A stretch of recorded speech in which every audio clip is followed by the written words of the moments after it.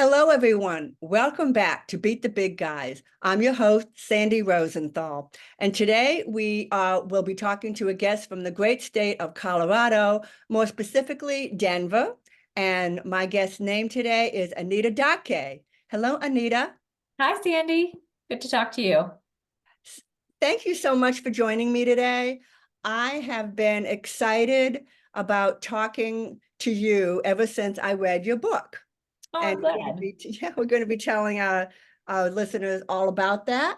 Um, how about I go ahead and give them a little introduction so they'll know what they're in for, okay? Great. Okay. Anita Dhake is the author of the very popular blog, thepowerofthrift.com, and the book, Operation Enough, How to Retire Remarkably Early. She retired from corporate law at the age of 33 and now spends her time crossing items off of her life bucket list. That is so incredibly cool. And I want to hear all about it. So go ahead. I know, Anita, take it away. Whatever you'd like to talk about first or last is your choice, okay? Okay, great. Yeah, I think the story starts when I'm 17 and I'm reading this book called Your Money or Your Life. And it basically outlines how much of your life you're spending to work every day and how we can minimize that. So I put retire early on my life bucket list because that was one of their suggestions. And then I kind of forgot about it for a while. And then I went to law school and I learned the starting salary was 4 times what the average person made. So I kind of started thinking, well, if I make 4 times what the average person makes, can't I retire 4 times earlier? So I reread that book that I read when I was 17, Your Money or Your Life. And I started my own retirement chart where I would plot my income versus my expenses versus um, my projected passive income, which I'll talk about later. Um, and then sorry, and then let me let me uh let me step back. So after I started law school, I started my income versus expenses chart, and then 5 years after working, I had enough money where I could quit my job and just live off the residuals and the interest and the investment income that I have. I paid off all my law school loans in about a year. Right after I started working, I had over $100,000 in loans, and I paid that off in a year, just thanks to budgeting and having a high salary and low expenses and living very simply. And then after that, I was able to cross off the life bucket list item, retire early, and now I'm tackling other life bucket list items. Like right now, I'm learning how to swim, so I'm taking swimming lessons. I'm taking Spanish lessons, trying to learn Spanish, trying to see the world. So we travel a lot. Yeah, so that's kind of my life right now. And I wrote a book, like I said, about like you mentioned, about retiring early and how anyone else can do it, and hopefully it's useful.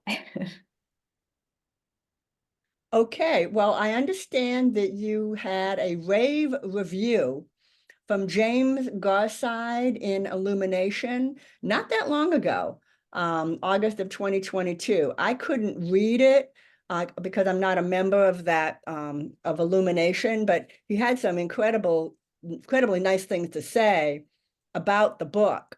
Oh, So nice. can you talk about that just a little, because not all of us could access that rave review.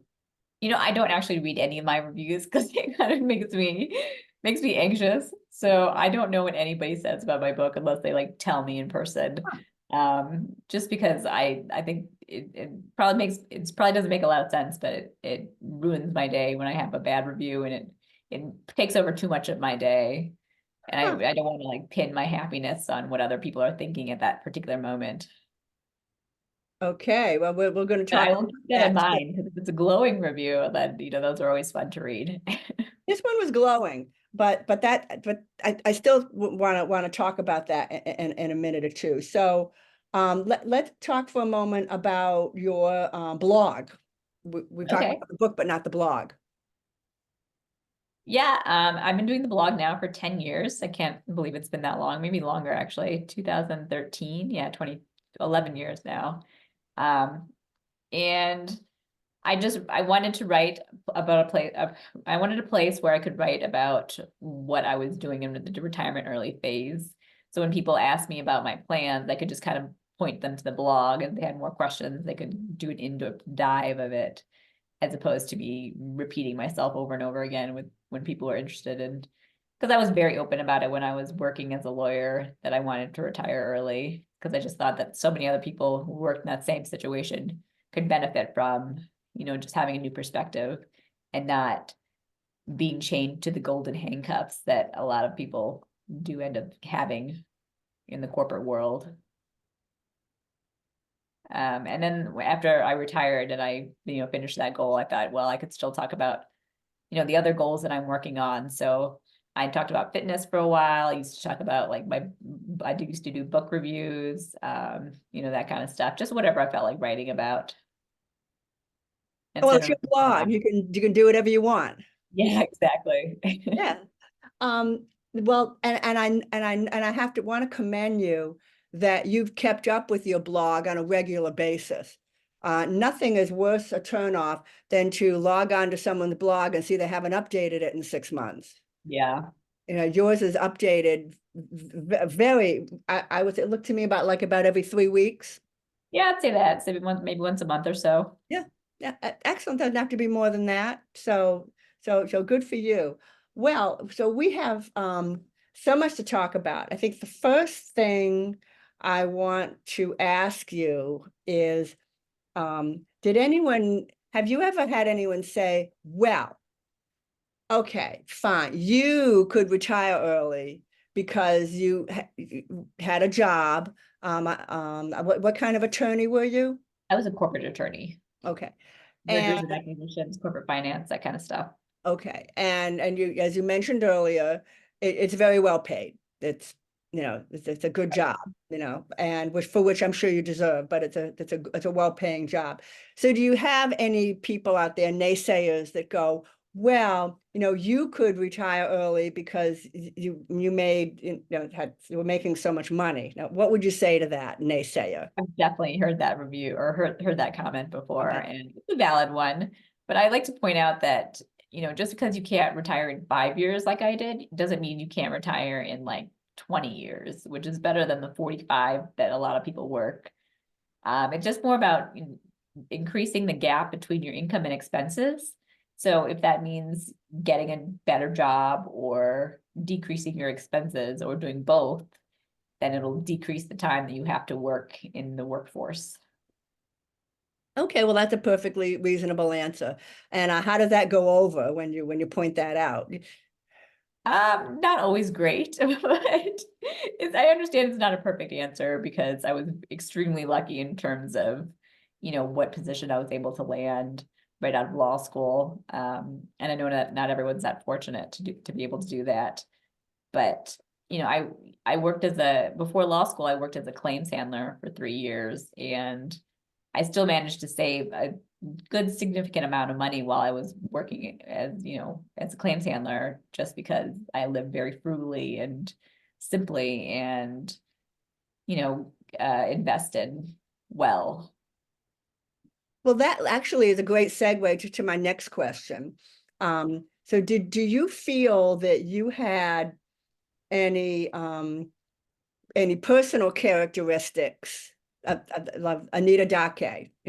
Was there anything about Anita that she could do what she did, whereas you feel that other people might not? Yeah, I think I don't like shopping, and I think that's a big thing that a lot of people do. Like, I'm not really a consumerist. I don't like, going to the store and picking out new things. And I live very simply. And I think that a lot of people would have trouble with that. If they weren't, if that wasn't an ingrained talent of theirs. Um, I also think that I'm naturally pretty frugal. I like getting a good deal. So I like getting, used things or, things that are on sale. It's kind of exciting to me to get. Well, those are traits that can easily be learned. One of the things I learned from reading your book is I don't have to buy a brand new book off, hardcover. I can buy a used book. And it's like, why didn't I think of that? But your book is chock full of tips and tools and tricks. So I don't want to hone in on this, that one. But there are things that can be learned. And as for the not liking shopping and not liking having your rooms full of stuff. Right. Okay? I need to point out that after the levees broke in New Orleans, and 80% of the people in New Orleans lost everything. Um, all of them, without exception, will say to you, "I didn't need all that stuff anyway." You don't even know what you're missing because you have so much stuff. Yeah. They didn't need it anyway. And you hear it all the time. In fact, you even hear it from people who didn't lose everything, and they looked at how everybody else lost so much and they go, I don't need all this stuff. So my point is these are characteristics that can be learned. They don't have to necessarily be in you. Did you feel that's my second question. First, I asked about Anita Dhake personally, that you were able to do this and how you think other people might. But do you feel that you had any training? Landry, I have to cough. Okay. Do you feel that you might have had any training or special skills that you were able to retire early, but you feel that other people might not have that training and skills? Like, for example, your Excel spreadsheets that I hear you're famous for. Yeah. So my parents were very frugal growing up too, and I think that was kind of a learned trait from them. Just they were very open about, how much things cost and how much they had and like what we'd be able to afford and what we wouldn't be able to afford. So I grew up very early on knowing what a budget was and like I mean, I've always been a huge fan of spreadsheets. So as soon as I got a job, like, that was the first things I did was just make a spreadsheet of like income versus expenses and kind of figuring out how much I could save every month and what to do with the excess. And again, these things can be learned. These, Absolutely. It's a these lot easier to learn, aren't I think. exotic. Uh, Yeah. Okay. All right. And I did want to also ask you well, a couple of things here. Let's talk about the bad review. Okay. Which I can't imagine you had any bad reviews, but let's talk about it for a moment.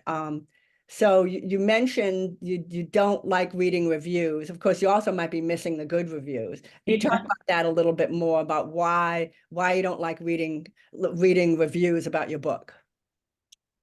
It was books are very moment in time about what your life is like at that moment.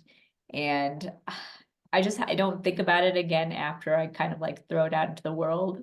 And I really hope that it helps people. But if someone has a criticism of the book, I think it just affects me a lot. So I like to like not open myself up to that criticism and kind of like if people appreciate it, amazing, that's wonderful. And if they don't appreciate it, that's fine too. I just don't want to know about it. Okay, and that's entirely fair. And if you feel that's best for Anita, well, then that's best for Anita. Yeah. What's interesting is I actually like a bad review because I have learned that the bad reviews is where you get great information, great helpful information. Yeah, Uh, that's a really good point. and that makes you think and go, well, I didn't think about that. Maybe I should think about that.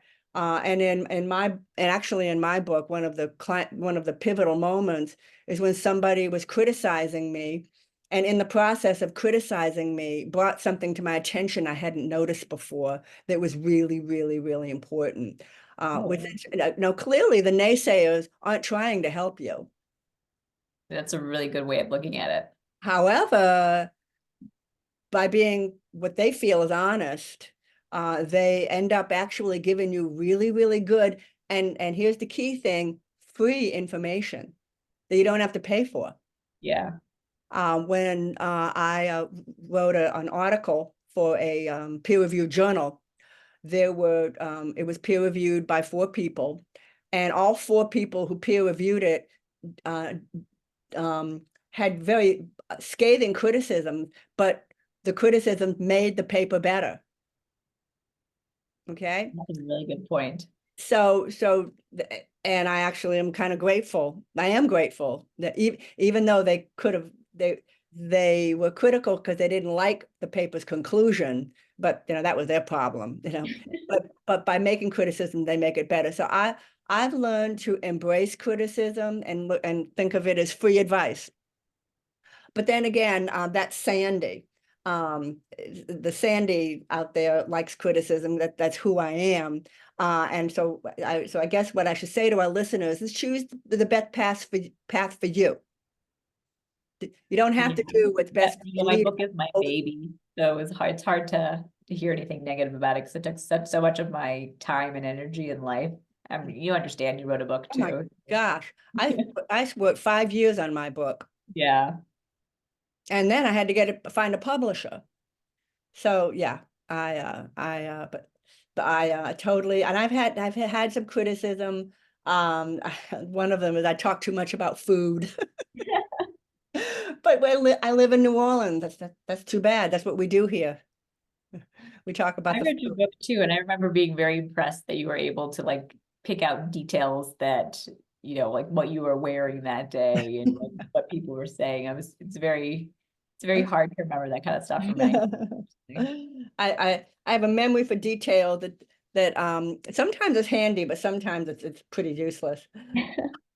All right, and something really important though. So there has to have been some people, because people of all ages and sizes and colors and all kinds of things.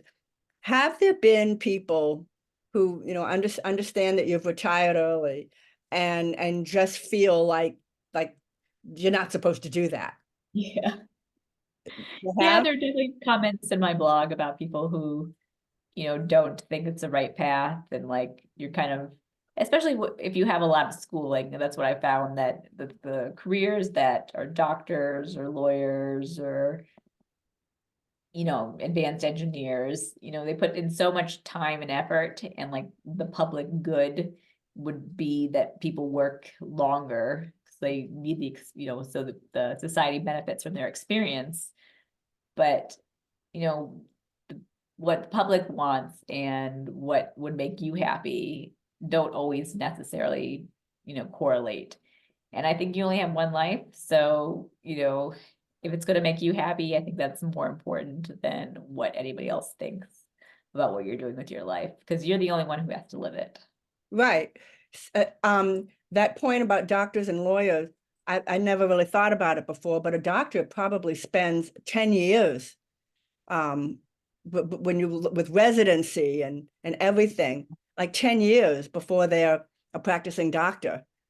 That sound fair?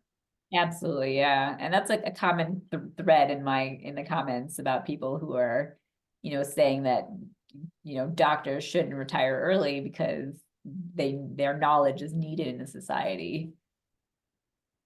And then attorneys, how long does it take, you know, uh, law school and then Whatever your undergrad is, and then 3 years of law school. okay. And then there's not, is it called a residency? It's not the same word. It's a We have internships in the summer. internships. Yeah. In the summers in between law school.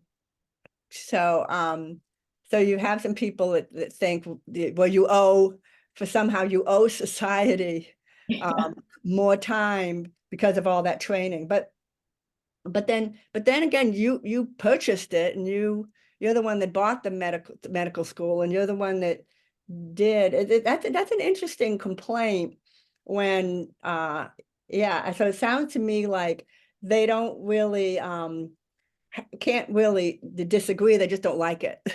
Yeah. And you Fair. get that a lot. That there's nothing wrong with what you're doing. They just don't like it. Yeah. And I'm having trouble putting it into words. So Or they what think it's unfair that, somebody can, pursue their dreams while they can't because they're they're too busy. Well, that's interesting. How it's unfair that you're pursuing your dream, but I can't. And so Right. you try saying, well, why not? Yeah.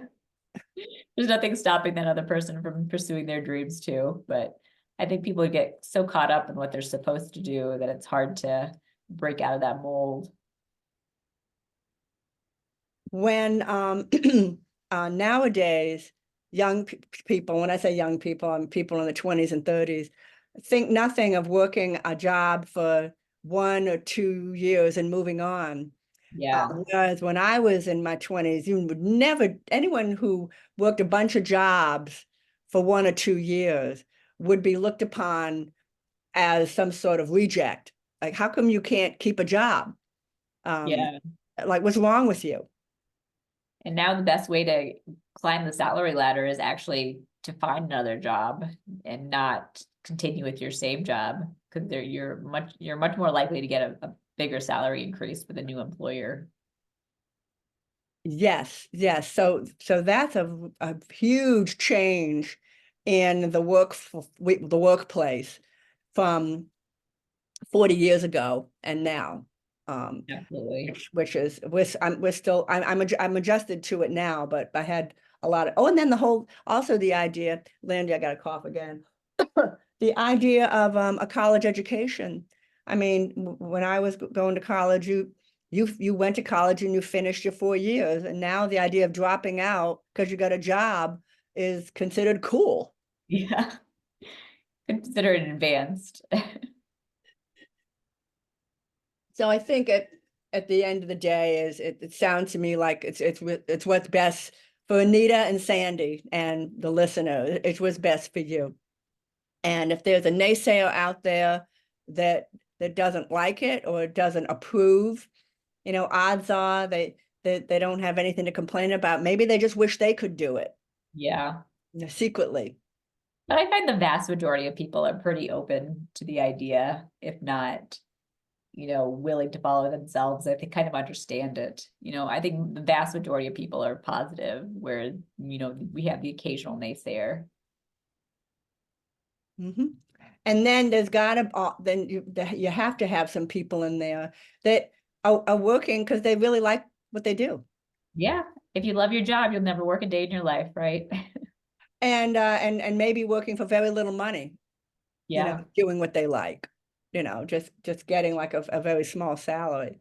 So, well, but nonetheless, to be able to retire at 33 is absolutely incredible. And I just realized I haven't told our listeners that I have read the book.